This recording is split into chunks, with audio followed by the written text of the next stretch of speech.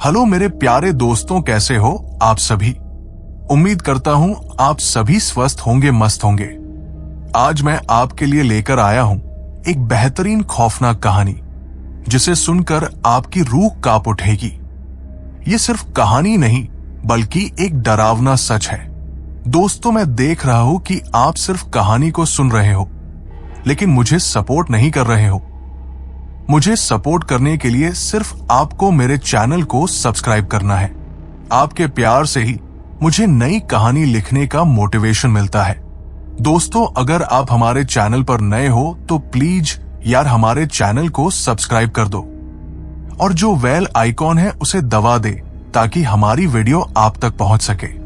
और आपको यदि हमारी कहानी पसंद आ रही हो, आप कमेंट बॉक्स में बता सकते हो और अपनी कहानी भी हमें भेज सकती हो। चलिए दोस्तों, अब वक्त हो रहा है डरने का, इसलिए कानों में हेडफोन लगा लीजिए और कमरे की लाइट कर लीजिए बंद और मजा लीजिए हमारी कहानी का। चलिए देर ना करते हुए हम सीधे आते हैं हमारी कहानी पर। मेरा नाम नितिन है। मैं एक छोटे से गांव का रहने वाला हूं। मेरे लिए यह कहना आसान नहीं है कि मेरी जिंदगी ने मुझे कहां से कहां ला दिया। मैं जिस परिवार से हूं वहां रिश्ते एक मोती की माला की तरह है। अगर माला का एक भी मोती छूटा तो पूरी माला टूट जाए।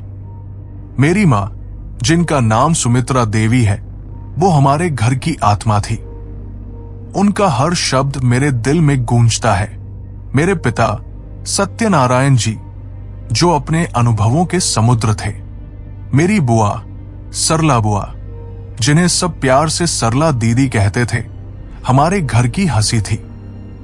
मेरी बहन रमा, जो हमेशा मेरा साथ देती थी, और मेरा छोटा भाई जिसका नाम अनुज था, जो अपनी मासूमियत में एक पूरी किताब जैसा था।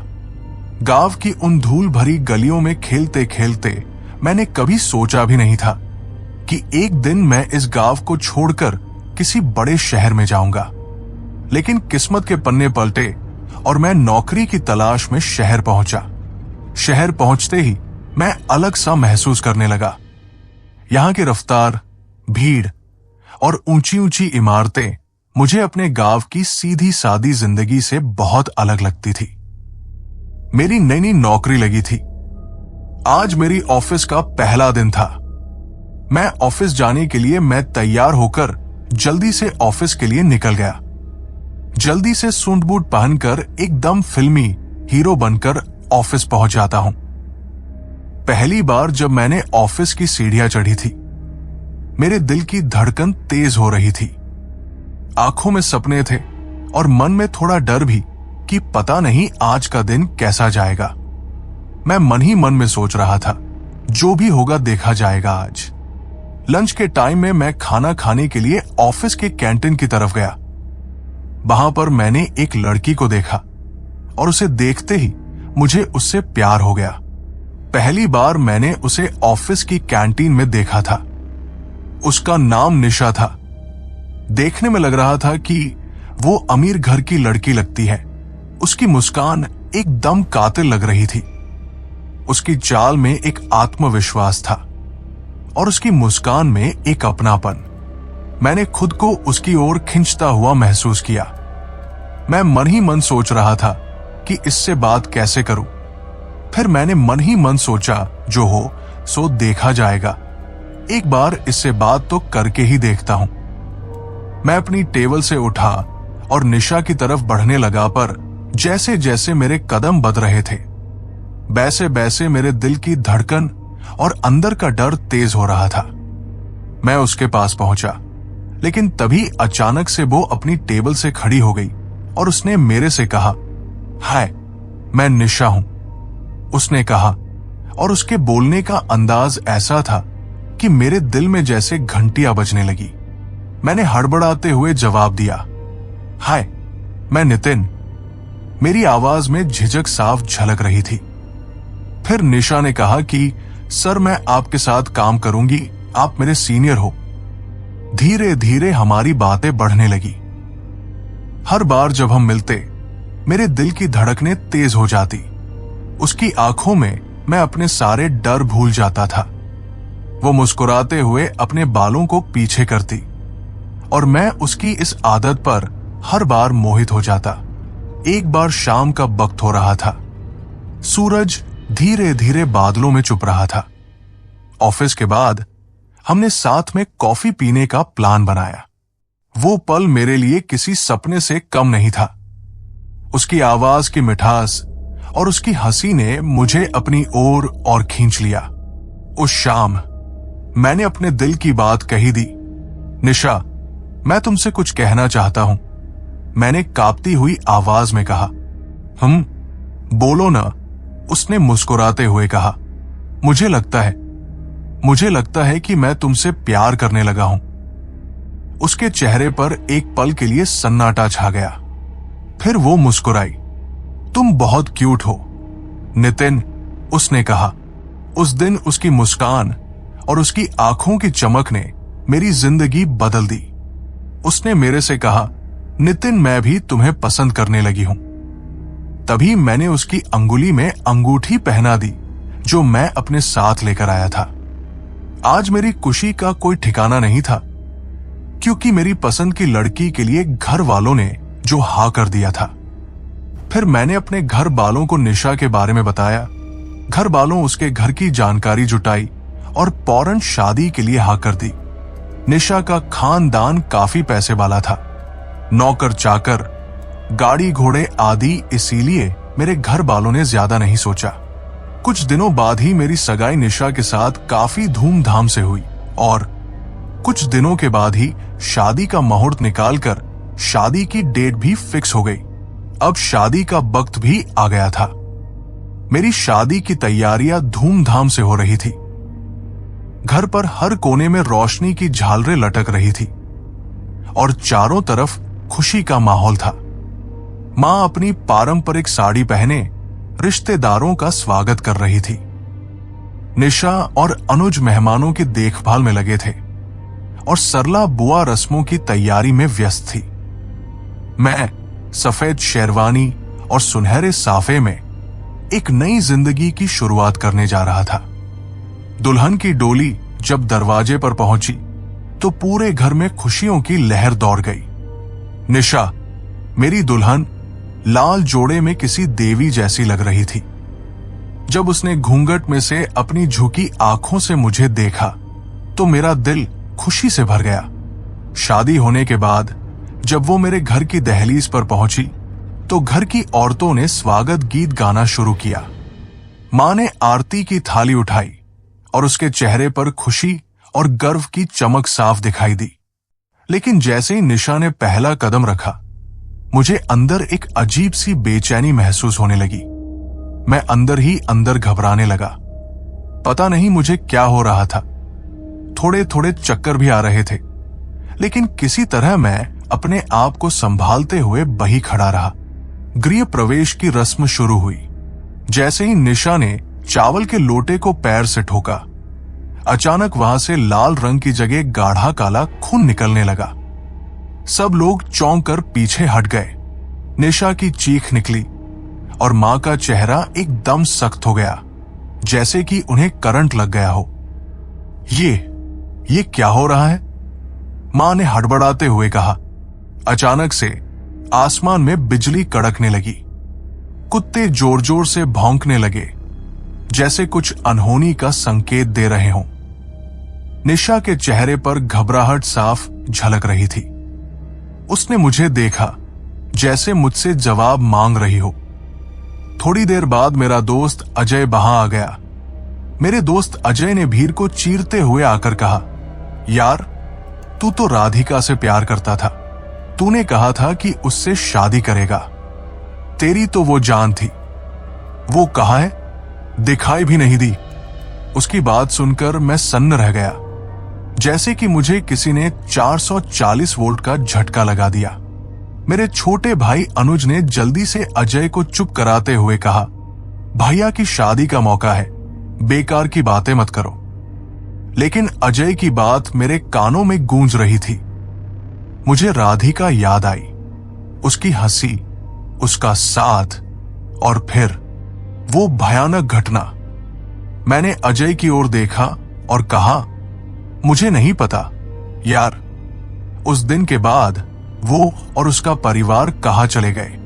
मैंने उसे बहुत ढूंढा लेकिन कभी नहीं मिला। मेरी आवाज भारी हो गई और मेरी आंखें भर आई। इतना कहते ही आसमान में बिजली और तेज कड़कने लगी। घर में मौजूद हर व्यक्ति सन्न रह गया।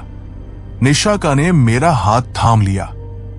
उसकी पकड़ से उसकी बेचैनी साफ महसूस हो रही थी।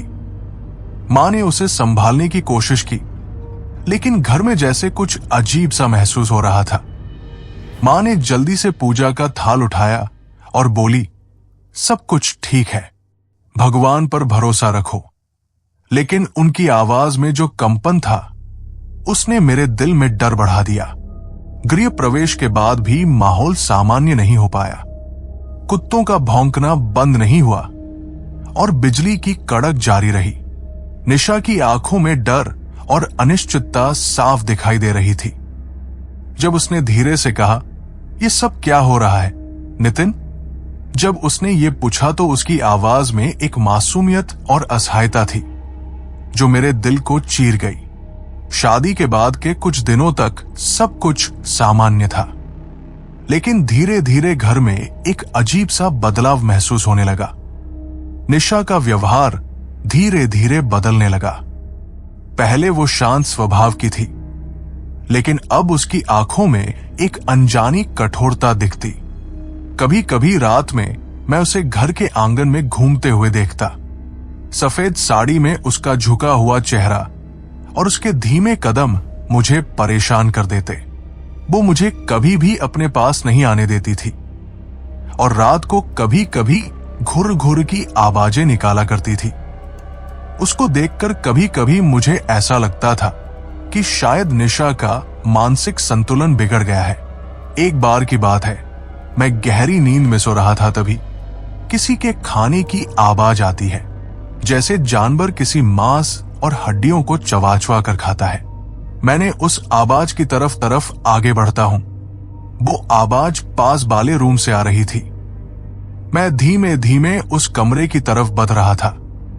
वो आवाज तेज होती जा रही थी। मैंने झट से उस कमरे का दरवाजा खोला और उस कमरे में जो देखा उसे देखकर मेरी रूह कांप गई। उस कमरे में खून ही खून बिखरा हुआ था। चारों तरफ किसी जानवर की हड्डियां यहां वहां चबाई हुई पड़ी थी। उस खौफनाक दृश्य को देखकर मेरा दिल दहल गया। मैंने अचानक से देखा कि कुछ ही थोड़ी दूरी पर मेरी पत्नी निशा मुंह को उल्टी तरफ करके खड़ी हुई थी। उसकी पीठ मेरी तरफ थी।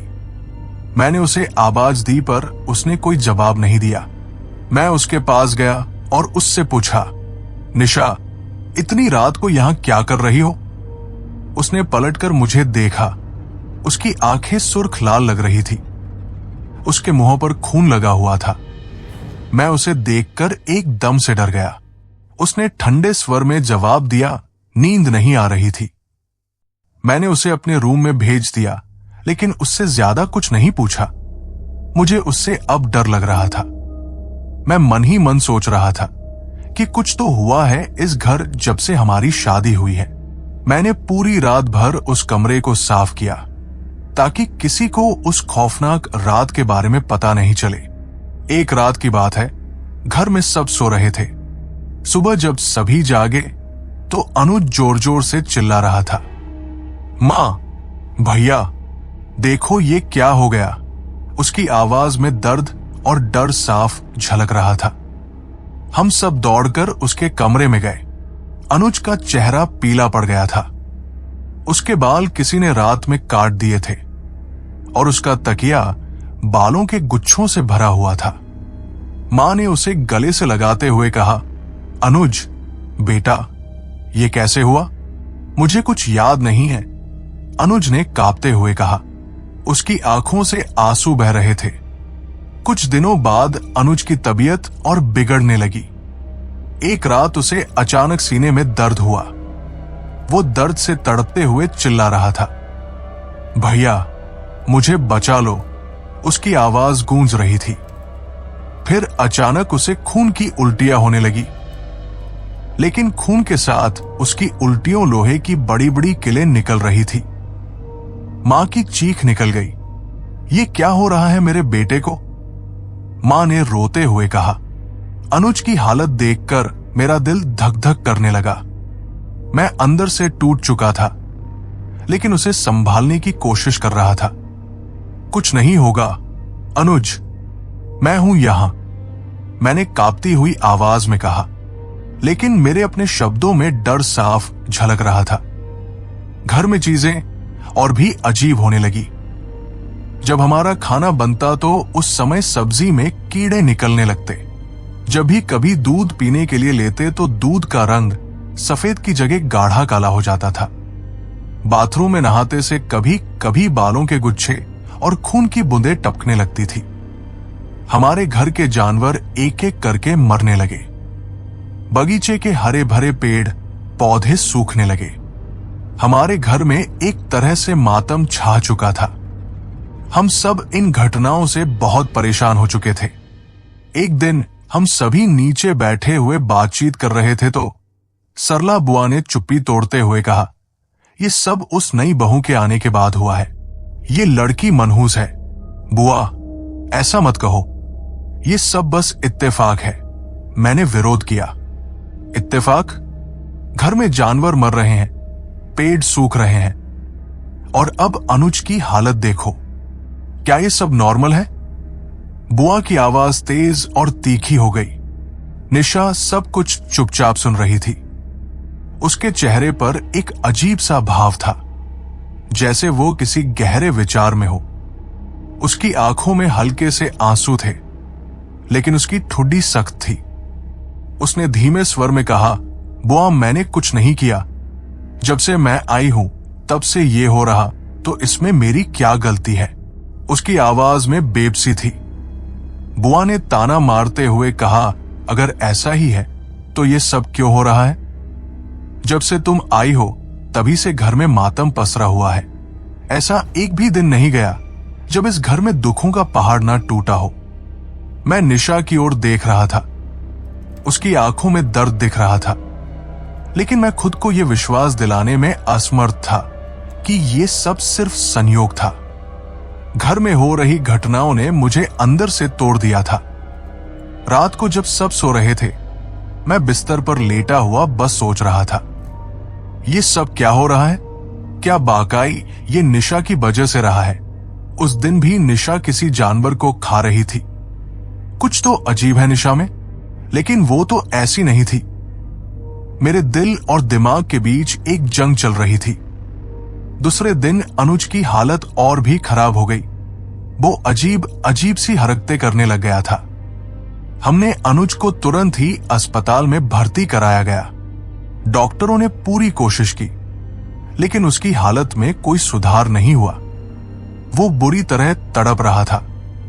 उसकी आंखें चौड़ी थी, जैसे किसी अज्ञात भय ने उसे जकड़ लिया हो। भैया, मुझे बचा लो, मैं मरना नहीं चाहता हूं। वो काली परछाइयां मेरे चारों तरफ घूम रही है। वो मेरे से बार बार कह रही है, पहले तुझे ले जाएंगे, बाद में तेरे घर वालों की बारी है। वो मुझे मार डालेंगी। अनुज ने आखिरी बार मुझसे कहा। उसकी आवाज कांप रही थी और उसकी पकड़ मेरे हाथों पर कसती जा रही थी। कुछ नहीं होगा अनुज, मैं यहां हूं, मैं तुम्हें कुछ नहीं होने दूंगा, मैंने रोते हुए कहा। मेरी आवाज में भरोसा कम, बेबसी ज्यादा थी, लेकिन अगले ही पल उसकी आंखें स्थिर हो गई। अनुज अब नहीं रहा। उसने मेरी गोद में तड़फते हुए दम तो तोड़ दिया। मां ने चीख मारकर उसे गले से लगा लिया। अनुज, मेरा बेटा, भगवान, तूने मुझे क्यों नहीं उठा लिया? अनुज के जाने के बाद घर में मातम छा गया, लेकिन यह सिलसिला यही नहीं रुका। एक दिन पापा शहर से लौटते समय सड़क हादसे का शिकार हो गए। उनकी भी मौत हो गई। घर में अब हर तरफ सन्नाटा था। मां और दादी दोनों दीवार का सहारा लेकर रो रही थी। मैं खुद को संभाल नहीं पा रहा था। पापा का यूं चले जाना हमारे लिए एक और बड़ा आघात था। बुआ ने माथे पर हाथ रख लिया और खुद से बड़बड़ाने लगी। ये घर अब बर्बाद हो चुका है। एक एक करके सब खत्म हो रहे हैं। इन हादसों के बीच निशा का व्यवहार और अजीब होता गया। वो अचानक बिस्तर पर बैठकर जोर जोर से हंसने लगती। उसकी हंसी इतनी डरावनी थी कि मेरे रोंगटे खड़े हो जाते। निशा, क्या हुआ तुम्हें? मैंने एक बार उससे पूछा। वो पलटी, उसकी आंखें लाल थी। उसने एक विचित्र सी आवाज में कहा, मैंने तुमसे कहा था, यहां सब मारे जाएंगे, कोई नहीं बचेगा। जैसे मुझे और मेरे परिवार को वर्मी से तुम लोगों ने से मारा था, ऐसे ही सब मारे जाएंगे। मेरा बदला जल्दी ही पूरा होगा। उसकी आवाज उसकी अपनी नहीं थी। वो आवाज गहरी और सभी के रोंगटे खड़े कर देने वाली थी। उसकी आवाज को सुनकर मैं दंग रह गया। मैं मन ही मन सोचने लगा कि आखिर हमने किसे और कब वर्मी से मारा था, जो ये बदला लेने आई है। कहीं इसके पीछे कोई है तो नहीं जो अपनी दुश्मनी हमसे निकाल रहा हो। निशा कभी रसोई में खाना बनाते बनाते खुद से बात करने लगती, कभी आधी रात को अचानक अपने नाखूनों से दीवार खरोंचने लगती। इन घटनाओं ने घर के बुजुर्गों को और चिंतित कर दिया। ये लड़की हमारे घर को खत्म कर देगी। ये सब उसी के आने के बाद शुरू हुआ है, बुआ ने कहा। लेकिन दादी ने उसे रोक दिया। शांति रखो सरला, मुझे नहीं लगता कि ये सब उसकी गलती है। मुझे लगता है कि किसी ने इस घर पर काला जादू किया है। हमें शास्त्री जी को बुलाना होगा। अगले दिन बुआ और दादी गांव के प्रसिद्ध शास्त्री जी को बुलाकर लाईं। शास्त्री जी लंबे, दुबले पतले और सफेद कपड़ों में लिपटे हुए थे। उनके हाथ में एक लोटा और तुलसी की माला थी। उनके चेहरे पर गहरी गंभीरता थी। नमस्ते पंडित जी, मैंने कहा। मेरी आवाज कांप रही थी। शास्त्री जी ने घर में कदम रखते ही चारों तरफ देखा। उनकी आंखें सिकुड़ गई। यहां कुछ सही नहीं है। इस घर में किसी मनहूस आत्मा का साया है। उन्होंने घर के हर कोने में मंत्रों का उच्चारण किया। जैसे ही वो रसोई के पास पहुंचे, उन्होंने अचानक ठहर कर कहा, यहां किसी ने काला जादू किया है। ये काला जादू तुम्हारी पत्नी के साथ तुम्हारे घर में आया है। तुम्हारी पत्नी पर किसी ने काला जादू किया है। क्या मतलब पंडित जी? मैंने घबराकर पूछा। तुम्हारी पत्नी निर्दोष है। किसी ने तुम्हारे खिलाफ दुश्मनी निकालने के लिए इस पर काला जादू किया है। ये काला जादू इसके शरीर से होकर तुम्हारे घर में घुसा है। तुम्हारी पत्नी के ऊपर किसी ताकतवर आत्मा का साया है। निशा वही खड़ी थी। उसकी आंखों से आंसू बह रहे थे। उसने हाथ जोड़कर कहा, मैंने कुछ नहीं किया। मुझे नहीं पता ये सब कैसे हो रहा है। शास्त्री जी ने उसकी तरफ देखा। उनकी आंखों में सहानुभूति थी।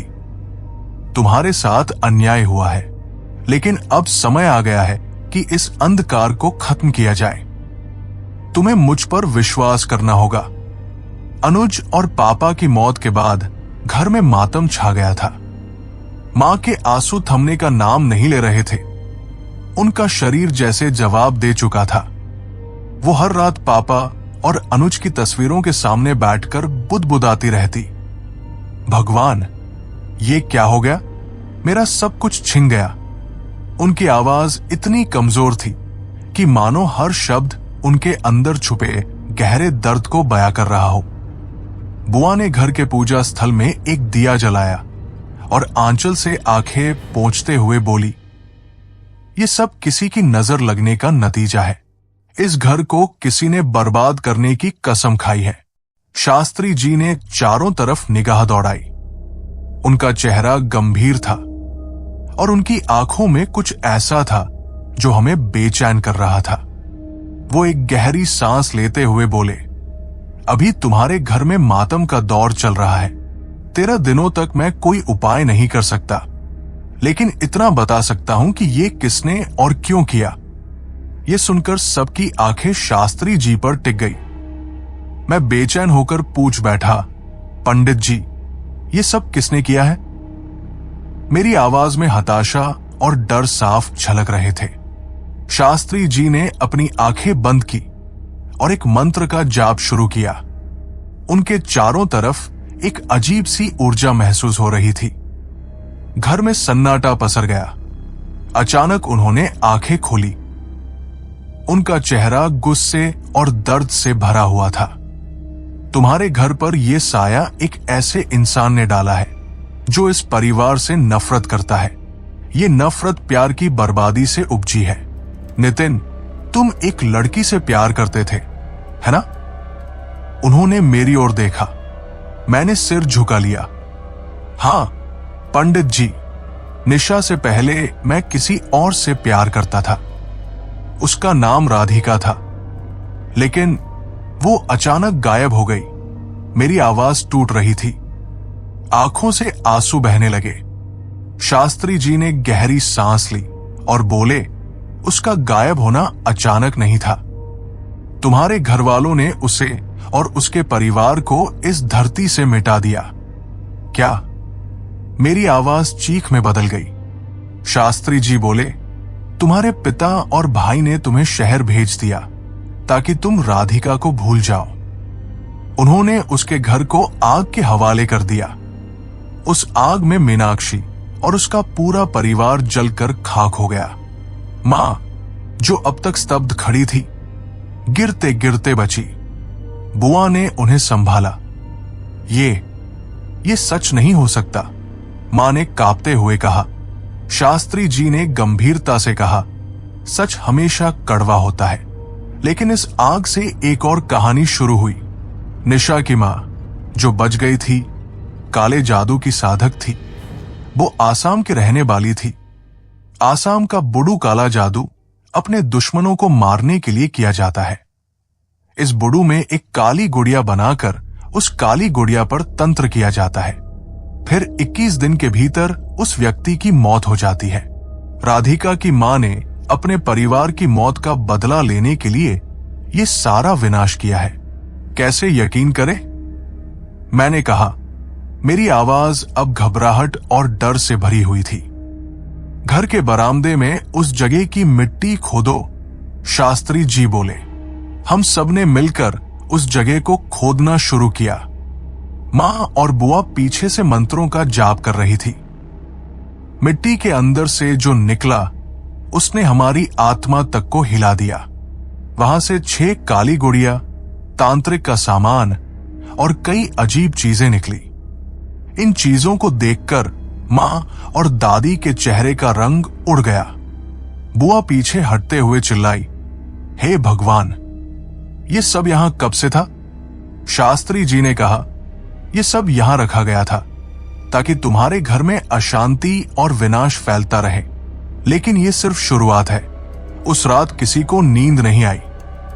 मां चुपचाप कोने में बैठी रही। दादी मंत्रों का जाप कर रही थी।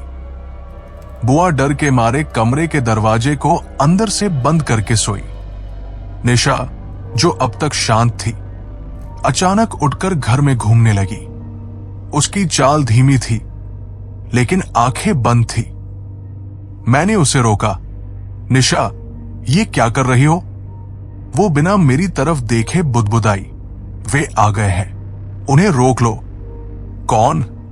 मैंने चिल्लाते हुए पूछा, लेकिन उसने कोई जवाब नहीं दिया। अगली सुबह शास्त्री जी ने कहा, अभी मैं कोई उपाय नहीं कर सकता। 13 दिनों तक इस घर में मातम है। इन दिनों मैं तुम्हारे घर में कुछ नहीं कर सकता, लेकिन तुम सभी ये काला धागा बांध लो, ये तुम्हें बचाएगा। उन्होंने हम सभी के हाथों में काला धागा बांधा और कहा, 13 दिन बाद मैं लौटूंगा। तब तक इस घर में पूजा अर्चना और साफ सफाई का विशेष ध्यान रखना। कोई भी रात में अकेला बाहर मत निकले। ये समय बहुत खतरनाक है। हम सभी ने उनके पैर छू लिए। मैंने कांपते हुए कहा, पंडित जी, हम क्या करें? ये सब कब खत्म होगा? उन्होंने कहा, धैर्य रखो, अभी बहुत कुछ बाकी है। ये लड़ाई आसान नहीं होगी। 13 दिनों तक हमारा घर एक अजीब डरावने माहौल में कैद रहा। हर कोने से अजीब सी फुसफुसाहटें सुनाई देती। कभी रसोई में बर्तनों का गिरना, तो कभी दरवाजे अपने आप खुलना और बंद होना। रात को अक्सर ऐसा लगता जैसे कोई भारी कदमों से चल रहा हो। मां और बुआ के चेहरे पर डर की लकीरें साफ झलकती थी। एक रात जब मैं अपने कमरे में बैठा था, अचानक खिड़की का शीशा जोर से चटक गया। ऐसा लगा जैसे कोई मुझे देख रहा हो। मैंने खिड़की से बाहर झांका, लेकिन अंधेरे के सिवा कुछ नहीं दिखा। उस रात मेरी आंखों में नींद नहीं थी। मां हर सुबह तुलसी के पौधे के पास दिया जलाकर प्रार्थना करती, लेकिन उनकी कांपती उंगलियां और बार बार भगवान से सुरक्षा की गुहार हमारे डर को और बढ़ा देती। दादी ने पूरे घर में गंगा जल छिड़का, लेकिन ये सब भी उन काले सायों के प्रभाव को कम नहीं कर पाया। आखिरकार 14वें दिन का सूरज उगा। सुबह सुबह शास्त्री जी एक और पंडित के साथ हमारे घर पहुंचे। उनके हाथों में कई थैले थे, जिनमें यज्ञ सामग्री और अन्य तांत्रिक सामान था। उनके चेहरे पर गंभीरता थी। शास्त्री जी ने घर के आंगन में एक यज्ञ कुंड बनवाया। उन्होंने हमसे कहा, यह यज्ञ बहुत जरूरी है। यह तुम्हारे घर को उन काले सायों से मुक्त करेगा। लेकिन ध्यान रहे, यज्ञ के दौरान कोई भी बाहर या अंदर नहीं जाएगा। और सबसे ज्यादा ध्यान निशा पर रखना। वो इस काले जादू का केंद्र है। यज्ञ शुरू होते ही घर के माहौल में बदलाव महसूस होने लगा। पंडितों के मंत्रों की गूंज से घर का सन्नाटा टूट गया। शास्त्री जी ने यज्ञ कुंड में घी और जड़ी बूटियों का आहुति दी। जैसे ही मंत्रों का उच्चारण तेज हुआ, राधिका अचानक जोर जोर से चिल्लाने लगी, नहीं, बंद करो ये सब। उसकी आवाज इतनी भयानक थी कि सबके रोंगटे खड़े हो गए। उसका शरीर कांपने लगा और वो जमीन पर गिर पड़ी। उसकी आंखें पलट गई और वो जमीन पर रेंगने लगी। ऐसा लग रहा था जैसे कोई शक्ति उसे अपने वश में कर रही हो। शास्त्री जी ने कहा, यह काला साया काली गुड़िया के जरिए इस घर से जुड़ा है। इसे खत्म करना जरूरी है। उन्होंने गुड़िया को यज्ञ कुंड में डाल दिया। जैसे ही गुड़िया आग में गिरी, घर में एक जोर की आवाज गूंजी। ऐसा लगा जैसे कोई चीख रहा हो। निशा के शरीर पर से वो साया धीरे धीरे हटने लगा। उसने एक जोर की चीख मारी और बेहोश हो गई। शास्त्री जी ने उस पर गंगाजल छिड़का और मंत्र पढ़े। थोड़ी देर बाद वो होश में आई।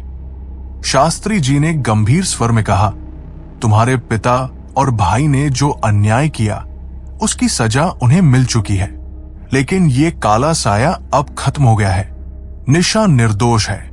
वो केवल उस काले जादू का माध्यम थी। उन्होंने हमें चेतावनी दी, आगे से इस घर में कोई भी बाहर से अनजान चीजें नहीं लाएगा। इस काले धागे को हमेशा पहने रहो और रोजाना हनुमान जी की पूजा करना न भूलो। ये घर अब सुरक्षित है, लेकिन सतर्क रहना बहुत जरूरी है। यज्ञ के बाद घर का माहौल धीरे धीरे सामान्य होने लगा। मां ने पहली बार चैन की सांस ली। दादी ने तुलसी के पास दिया जलाते हुए कहा, अब सब ठीक हो जाएगा। निशा का व्यवहार भी सामान्य हो गया। वो अब पहले की तरह मुस्कुराने लगी। लेकिन हर किसी के दिल में इस घटना की यादें हमेशा के लिए दर्ज हो चुकी थी। मैंने अपने दिल में ठान लिया था कि अब परिवार की सुरक्षा मेरी जिम्मेदारी है। पापा और भाई की गलतियों ने हमें जो सजा दी वो कभी भुलाई नहीं जा सकती। लेकिन अब मैंने सीख लिया था कि सच्चाई और धर्म के रास्ते पर चलकर ही हम अपनी और अपनों की रक्षा कर सकते हैं। घर में एक बार फिर खुशियां लौट आई। निशा और मैंने अपने रिश्ते को नई शुरुआत दी। मां, दादी और बुआ के चेहरों पर अब सुकून झलकने लगा।